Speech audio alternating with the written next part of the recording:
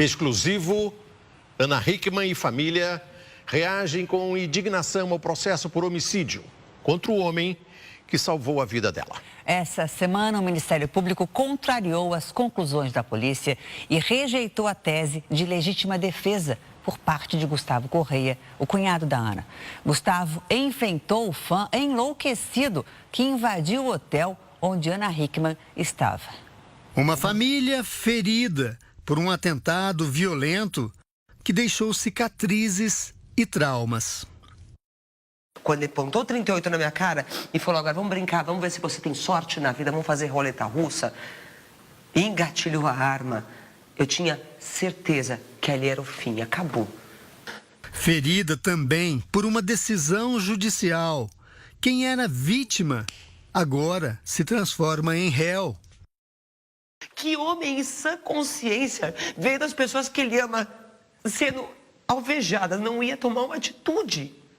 Que pai não ia fazer isso? Que irmão não ia fazer isso? Ou ia assistir de camarote todo mundo morrer? Veja a indignação de Alexandre Correia, marido de Ana Hickman. Um garoto que nunca fez nada pra ninguém. Um garoto que trabalha desde 13 anos de idade. Um menino que lutou a vida inteira. Pô, trabalhamos em família. Julgado por homicídio. A revolta contra quem formulou a denúncia. Agora, o promotor, ele leu outro caso. Não foi o caso do meu irmão. O meu irmão lutou pela vida, porque ele nem sabia se a mulher dele e a minha esposa estavam vivas. A ideia de até deixar o país. Juro pelo meu filho que se não fosse a condição empresarial que a gente tem, de tanta gente depender da Ana Hickman, que não é de mim, da Ana Hickman, eu ia embora daqui. E a defesa incondicional de quem salvou vidas durante o ataque. Eu não posso admitir que o meu irmão hoje seja apontado como culpado. Ele não é. Ele é meu herói. Ele salvou minha vida. As lágrimas e a indignação são frutos de uma decisão surpreendente. A Justiça de Minas Gerais agora acusa Gustavo Correia, o cunhado de Ana Hickman, de homicídio, como conta o repórter Tiago Américo. De vítima a réu. O que deixa Ana Hickman e os parentes tão inconformados é a decisão tomada esta semana por um promotor. Ao contrário da sugestão da polícia, que pediu o arquivamento do caso, o Ministério Público decidiu denunciar Gustavo Correia, o cunhado que reagiu contra o agressor e salvou a vida da apresentadora por homicídio doloso quando há intenção de matar. De acordo com o promotor, o crime não foi em legítima defesa. Para a maior surpresa da família de Ana, a justiça aceitou a denúncia. Agora, Gustavo vai responder ao processo. Em casos assim, se condenado, o acusado pode ir a júri popular e pegar até 20 anos de prisão. Todos os crimes dolosos contra a vida são decididos pelo júri popular. A duração do processo depende muito do Tribunal de Justiça de Minas Gerais. Acredito que é um processo que deva ser demorado, mais longo, porque ele deve responder em liberdade. Não teria por que o cunhado da Ana Hickman responder esse processo preso. Seria um absurdo. O advogado está otimista. Os trabalhos periciais foram fiéis a tudo que aconteceu naquele dia. E contra um trabalho pericial é difícil ter argumentação, né? Nós estamos absolutamente tranquilos com as nossas linhas de defesa e que elas serão acatadas pelo Poder Judiciário, sim. O atentado contra Ana Hickman aconteceu há 50 dias, em 21 de maio, quando ela foi a Belo Horizonte para um evento de moda. Ana estava acompanhada de parentes que trabalham com ela. Gustavo, cunhado e sócio. Giovana, mulher de Gustavo e assessora de imprensa da apresentadora. Os três se hospedaram neste hotel, numa região nobre da cidade. No mesmo hotel, também estava Rodrigo Augusto de Pádua, de 33 anos. Ele não conhecia pessoalmente a apresentadora. era um fã que perdeu o controle das próprias emoções. Acreditava ter sido rejeitado por Ana. Ele tinha mais de 10 mil fotos de Ana Hickman em um pendrive. Por volta de 1h30 da tarde, Rodrigo rendeu Gustavo com um revólver no elevador. Gustavo foi obrigado a levar Rodrigo até o apartamento de Ana. No quarto estavam Ana e Giovana. Esta gravação foi feita do lado de fora do quarto por um cabeleireiro de Ana.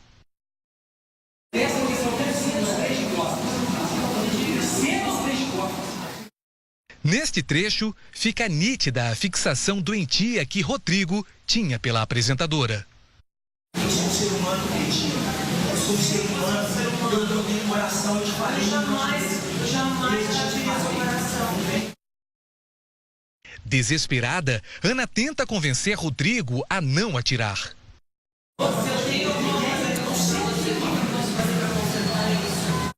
A gravação é interrompida e não registra o desfecho. Rodrigo atirou e acertou Giovana. Gustavo, o cunhado da apresentadora, reagiu. Na briga, o agressor disparou mais uma vez e atingiu a parede. Gustavo conseguiu tomar a arma e matou Rodrigo com 3 tiros. Giovana foi levada para um hospital próximo ao hotel. Passou por cirurgia e alguns dias depois foi transferida para São Paulo. Rodrigo era solteiro e desempregado, não tinha filhos e se mostrava obcecado por Ana Hickman nas redes sociais. Aqui ele escreveu: "Amor de homem, Ana, eu só senti por você. Sou mesmo um homem apaixonado." Algumas mensagens tinham palavras agressivas e conteúdo erótico.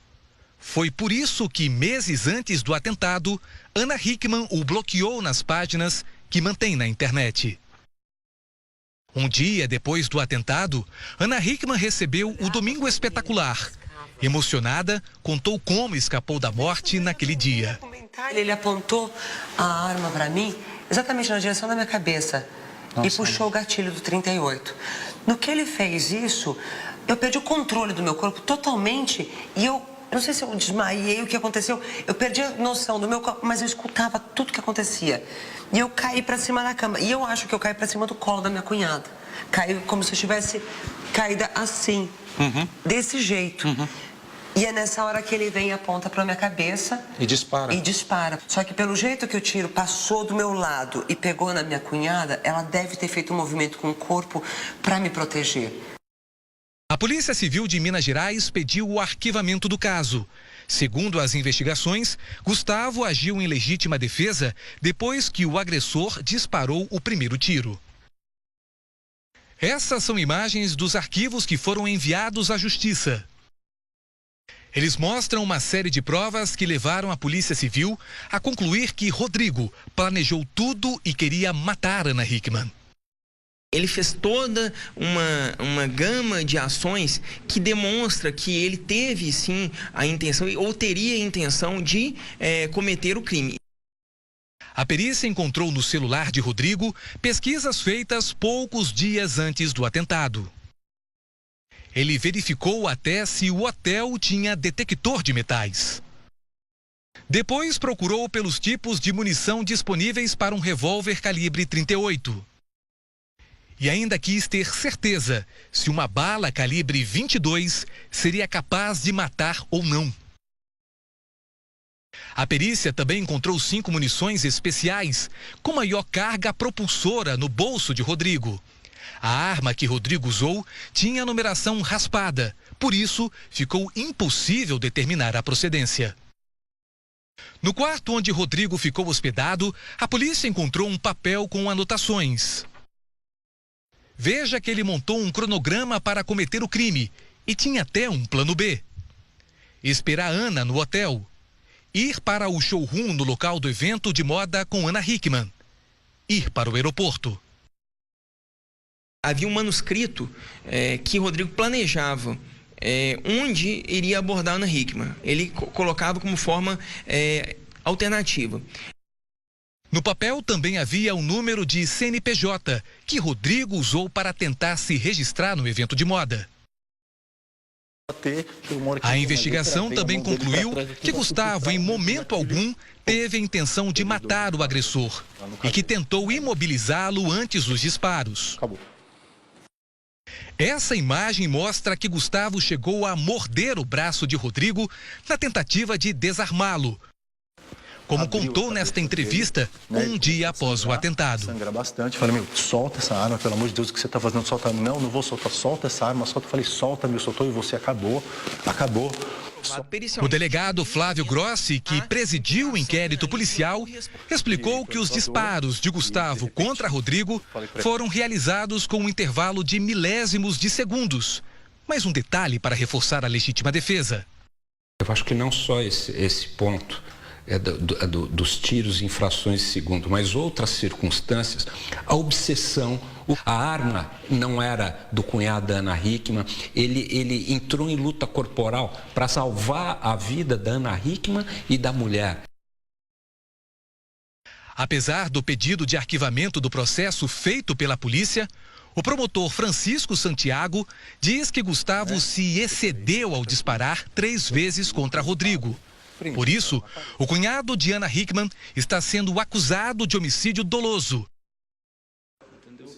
Este especialista em defesa pessoal acha absurdo duvidar da legítima defesa neste caso.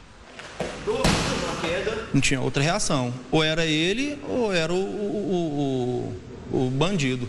Se não fosse o Gustavo, eu acredito que a tragédia seria bem maior.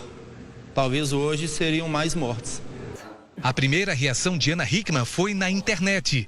Ela publicou o significado do verbete indignação no dicionário, revolta, sentimento de oposição, cólera provocado por uma circunstância injusta. Na legenda escreveu, família.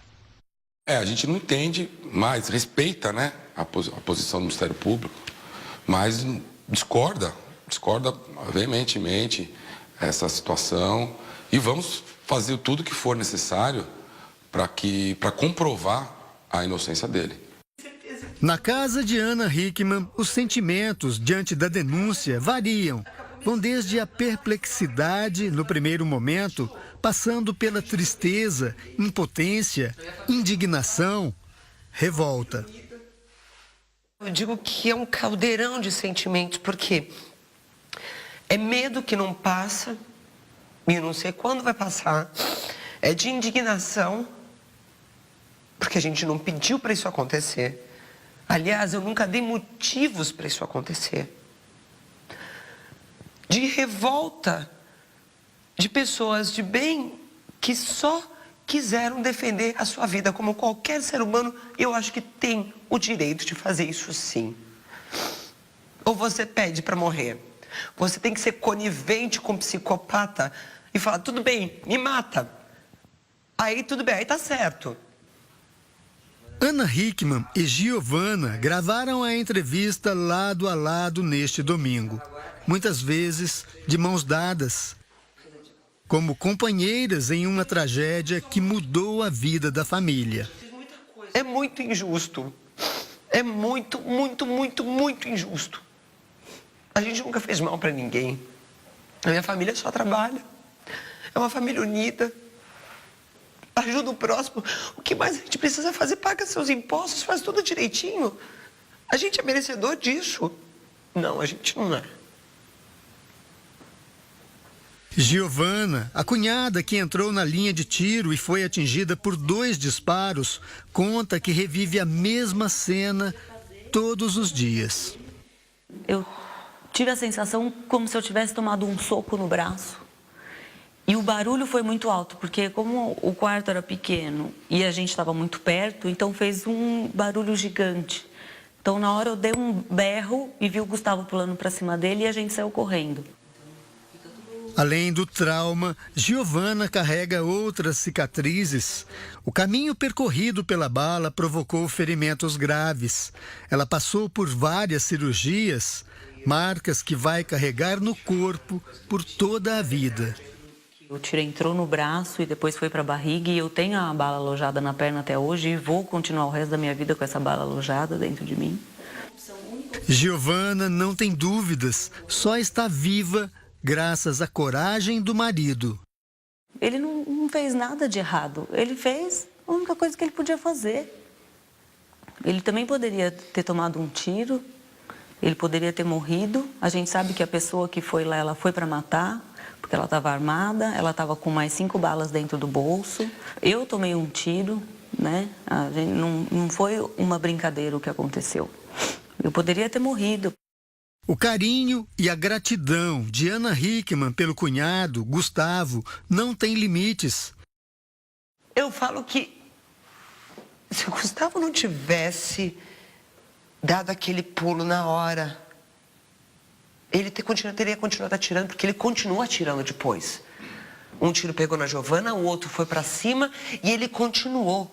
Ele só não terminou porque o Gustavo nos salvou. Se ele não tivesse nos salvado, se Deus não tivesse dado a coragem ao Gustavo, que é um homem que nunca teve uma atitude como essa, ter feito isso, nós estaríamos todos mortos. Eu tinha certeza que eu ia morrer. Quando ele apontou 38 na minha cara e falou, agora vamos brincar, vamos ver se você tem sorte na vida, vamos fazer roleta russa, e engatilhou a arma, eu tinha certeza que ali era o fim, acabou. Para Ana, o ataque foi incompreensível e inexplicável. Até hoje, ela não consegue entender a motivação de tanto ódio, de tamanha violência. Por causa de um louco, de um psicopata, que planejou cada passo que ele deu. Eu nunca dei motivo para nenhum fã meu fazer isso. Pelo contrário, eu sempre tratei as pessoas e continuo fazendo isso até hoje muito bem. Depois do atentado, a rotina da família mudou. A segurança foi reforçada e as aparições em público diminuíram. Mas pessoas da família, que Ana Hickman sempre fez questão de preservar, ficaram expostas. É muito cruel. Eu levo vida pública, eu sei como levar as coisas, mas a minha família que nunca quis aparecer. Eles não vão mais ter a vida de volta.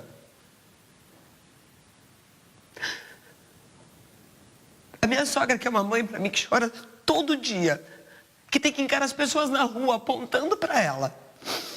Os meus avós no sul, que eu nunca quis mostrar porque foi uma opção nossa. Minha família não quer ter vida pública, nunca pediu por isso. Nunca mais vai ter sua vida de volta. Eu nunca mais vou ter a minha família sendo só minha família. Vai ser a família que passou por tudo isso. O tempo e a volta ao trabalho no programa Hoje em Dia, da Record, ajudaram na recuperação. As lembranças do ataque estavam cada vez mais distantes, mas 50 dias depois, o indiciamento de Gustavo fez a família reviver o mesmo pesadelo. Que homem em sã consciência, vendo as pessoas que ele ama sendo alvejadas, não ia tomar uma atitude? Que pai não ia fazer isso? Que irmão não ia fazer isso? Ou ia assistir de camarote todo mundo morrer? E agora a gente é culpado? A gente buscou por isso? Não, a gente não buscou. Eu não posso admitir que o meu irmão hoje seja apontado como culpado. Ele não é. Ele é meu herói. Ele salvou a minha vida. Gustavo Correia é o irmão mais novo de Alexandre, marido de Ana Hickman. Um irmão que Alexandre defende de maneira incondicional. Nós vamos agora ver um homem de bem. Um garoto que nunca fez nada para ninguém. Um garoto que trabalha desde 13 anos de idade. Você pode perguntar para qualquer pessoa, meu irmão trabalha desde os 13 anos de idade. Meu irmão é um cara correto, entendeu? Um menino que lutou a vida inteira, julgado por homicídio. Alexandre não consegue entender por que o irmão corre o risco de ser preso por ter defendido a vida da família dele. O meu irmão é um homem de bem. Ele não tinha chance de pensar, de calcular e de raciocinar. Esse cara era um psicopata que mandava mensagens compulsivas para minha esposa. Esse cara era calculista, esse cara pensou, repensou, raciocinou, ele tinha trajeto, ele tentou acesso, ele tentou fazer de tudo. E o meu irmão é um homicida. O meu irmão é um homicida? Não, meu irmão não é homicida. Não. Está errado. Acho bom pensar no que estão fazendo, porque estão enlouquecendo a minha família. Lágrimas, indignação, mais que uma entrevista, um desabafo. Eu matar minha mulher, eu matar minha cunhada, eu matar o meu irmão, eu ia falar alguém pro meu filho, desculpa, eu negligenciei a segurança da sua mãe, meu filho. Seu pai é um cretino, um lixo. E além de tudo, esse promotor faz isso com meu irmão. O que esse cara tem na cabeça? Ele quer enlouquecer minha família. A revolta pelo indiciamento do irmão fez Alexandre pensar em se mudar do Brasil. Eu só não tiro minha família do Brasil, por completo, porque eu tenho 150 funcionários que precisam de mim para levar sustento para casa. E óbvio, num país devassado, eu não vou pagar injustiça com injustiça, porque eu juro pelo meu filho que se não fosse a condição empresarial que a gente tem, de tanta gente depender da Ana Hickman, que não é de mim, da Ana Hickman, eu ia embora daqui. Na quinta-feira. Eu juntava minhas famílias e ia embora daqui. Só que agora, além de tudo, a gente tem que ficar aqui para defender o que nunca a gente imaginou que ia acontecer. Né? Acabou a minha família, acabou a nossa liberdade, acabou a nossa convivência, acabou a nossa paz. Uma família ferida e unida pela dor da indignação e pela esperança de absolvição. A verdade é que eu acredito na justiça, sim. Eu acredito. E a gente vai mostrar, assim como a perícia já mostrou, como tudo que foi feito já mostrou, que foi legítima defesa. Ele só fez aquilo para não morrer. E para que vocês também não morressem? Para poder voltar para casa, para ter meu filho, para poder cuidar da minha família como eu sempre fiz. É isso que me deixa indignada.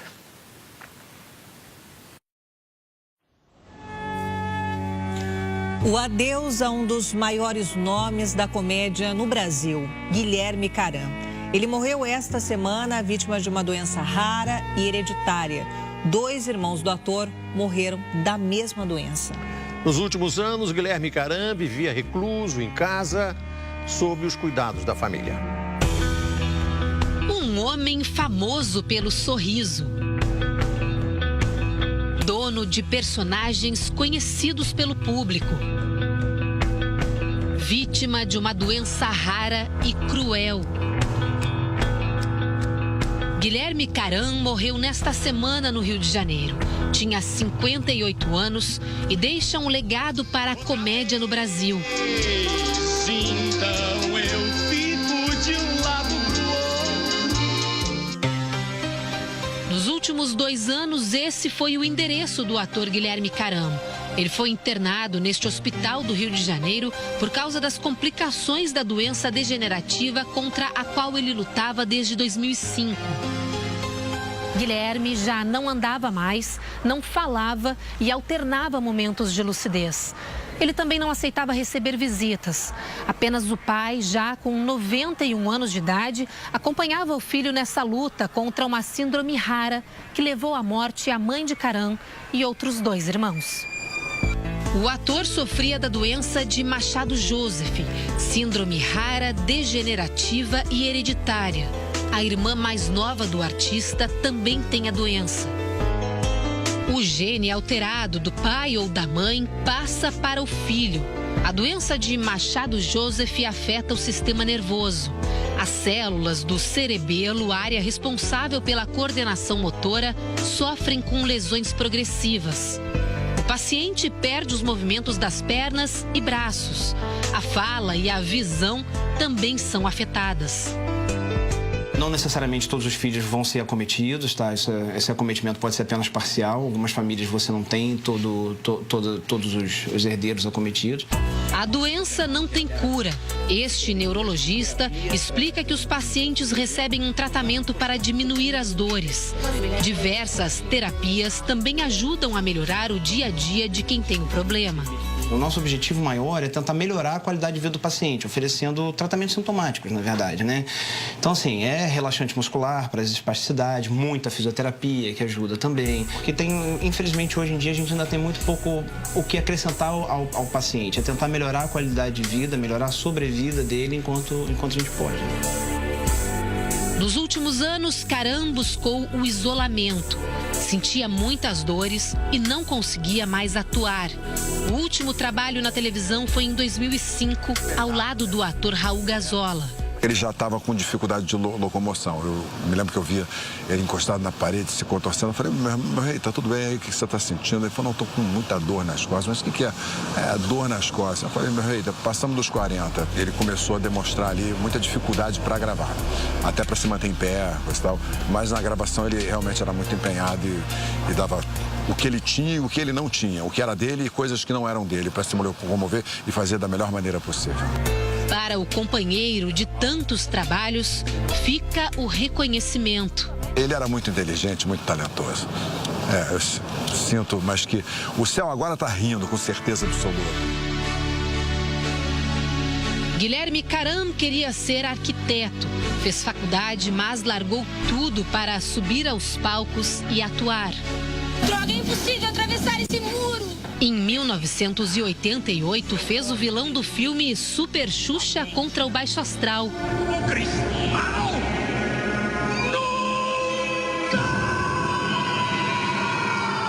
A apresentadora Xuxa Meneghel se despediu do ator com uma mensagem numa rede social. O cara de alto astral se foi. Descanse e fique bem. Francisco é porteiro do prédio onde o ator morava, na Barra da Tijuca, bairro nobre do Rio de Janeiro. Guarda com carinho uma fotografia ao lado de Karam. O ator já estava bastante debilitado, mas feliz ao lado do amigo. Mesmo doente, né, com aquela doença trazendo, massacrando, mas a alegria sempre dentro dele. Porque era um grande artista, um grande ator, né? Que a televisão brasileira hoje está de luto, né, com a partida do Guilherme. Amigos dos palcos, dos sets de gravação, muitas personalidades lamentaram a morte de Guilherme Karam. Gugu Liberato postou uma foto ao lado dele e escreveu: "Descanse em paz, Guilherme Karam". Zezé Mota, de Escrava Mãe, disse que o ator é mais uma estrela no céu ao lado de muitos outros amigos queridos. A atriz Lisandra Souto publicou a capa de uma revista que fez ao lado de Guilherme e escreveu: "Guardarei essa lembrança para sempre no meu coração. Descanse em paz". Os amigos mais próximos prestaram as últimas homenagens no enterro do corpo do ator. Diogo Vilela foi companheiro de Karam na TV Pirata, que fez sucesso nos anos 80. Nem combina com a tristeza da morte dele. Acho que a gente vai lembrar dele para sempre, assim, divertindo a gente, né? Sendo quem ele é, aquele talento, aquela voz maravilhosa. Emocionado, Miguel Falabella relembrou a parceria sempre divertida com Karam. Foi um ator de rara energia em cena. Tive a honra de trabalhar com ele por quase uma década. Fizemos uma dupla que foi memorável na época, Falabella e Karam. E ele, além disso, era uma pessoa muito generosa, muito querido, sempre. E hoje eu pensei, meu Deus, eu não vi o Guilherme doente. Eu só vi o Guilherme bem, eu só vi o Guilherme rindo, cantando, cantava lindamente. Uma pena ele não ter pego o boom dos musicais. Muito abalado, o pai do ator acompanhou a cerimônia e se despediu do filho com flores brancas. Guilherme sofreu muito. Não merecia ter sofrido tanto nesses 2 anos. É uma doença ainda sendo pesquisada e não há ainda um antídoto que possa, de uma forma mais rápida, suavizá-la ou acabar com ela. O sofrimento causado pela doença, Karam guardou para si mesmo. Nunca falou sobre a síndrome, nunca se despediu dos amigos. Preferiu poupar quem o conhecia e quem o admirava da dor. Um ato final generoso para quem dividiu tantas risadas com o público.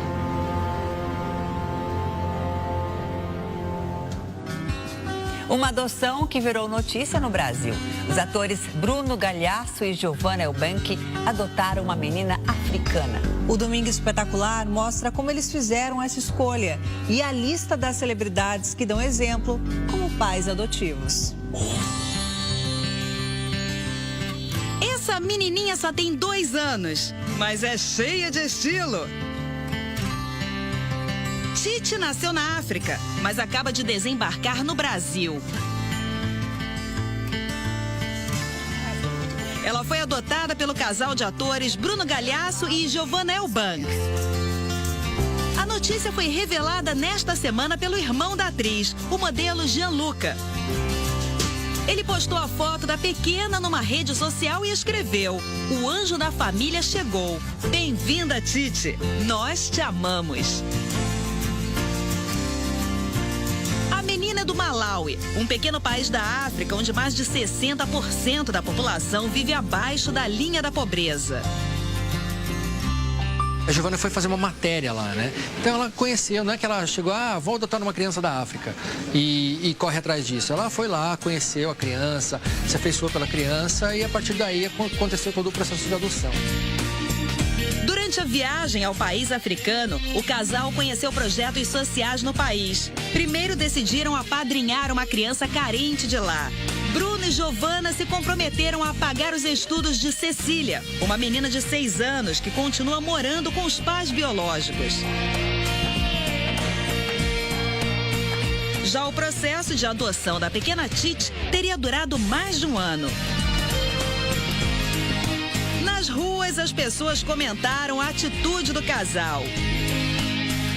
Super generoso da parte deles, né? Eu adotaria do Brasil mesmo, que aqui tem muitas crianças que precisam. Não importa muito de onde é a criança, se é de São Paulo, se é do Rio, se é da Colômbia ou se é da África. Eu acho que o importante é realmente procurar fazer o bem, né? E eu acho que essa restrição de fronteiras, eu acho que nesse caso é uma bobagem. Adotar crianças estrangeiras não é novidade entre as celebridades internacionais. Madonna adotou 2 crianças do Malawi, mesmo país onde nasceu a filha de Bruno e Giovanna. Ela é mãe de David Banda e Mercy James, além dos filhos biológicos Rocco e Lourdes Maria. O casal de atores Angelina Jolie e Brad Pitt tem 3 filhos adotivos. Maddox nasceu no Camboja e Paxtia no Vietnã, 2 países da Ásia. Zahara é da Etiópia, na África. Além dos 3, o casal ainda tem 3 filhos biológicos, Shiloh e os gêmeos Vivienne e Knox. A atriz Katherine Heigl é mãe de Neely, que nasceu na Coreia do Sul. A atriz Mia Farrow é pioneira no assunto. Ela é mãe de 9 filhos adotivos. No Brasil, muitos famosos são pais adotivos. É o caso de Daniela Mercury. Em 2013, a cantora adotou uma criança de 3 anos. Logo em seguida, adotou 2 meninas já adolescentes. Quando estavam casados, os atores Marcelo Antoni e Mônica Torres adotaram Francisco e Stephanie. Eu estou tão cansado. A cantora Gal Costa é mãe adotiva de Gabriel. Ela já chegou a declarar que não existe filho adotivo. Filho é filho e acabou. Bonito, hein?